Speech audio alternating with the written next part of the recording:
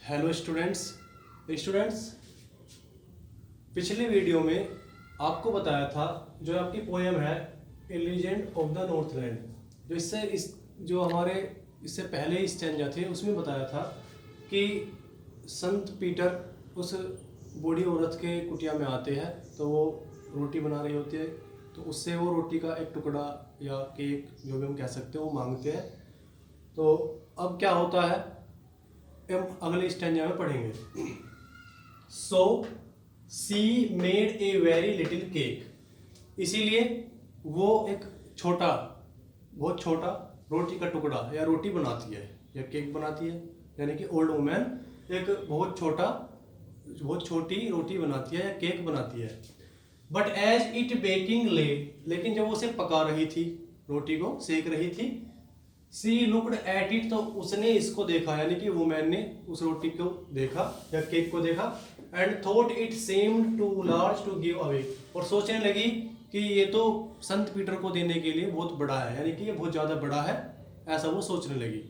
उसने एक छोटा रोटी का टुकड़ा या रोटी या केक बनाई, और जब वो उसको सेक रही थी रोटी को या केक को, तो उसने इस रोटी टुकड़े को देखा या केक को देखा और सोचने लगी कि ये तो संत को देने के लिए बहुत ज्यादा बड़ा हो जाएगा। फिर क्या होता है अगले स्टैंजा में पढ़ते हैं। Therefore she needed another and still a smaller one, इसीलिए उसने दोबारा से आटा गूथा और फिर से एक छोटा सा टुकड़ा या छोटा सा केक या रोटी बनाई।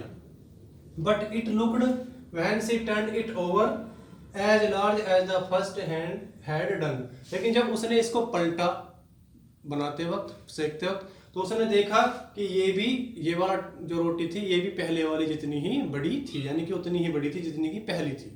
फिर क्या होता है अगले स्टेंजा में देखते हैं।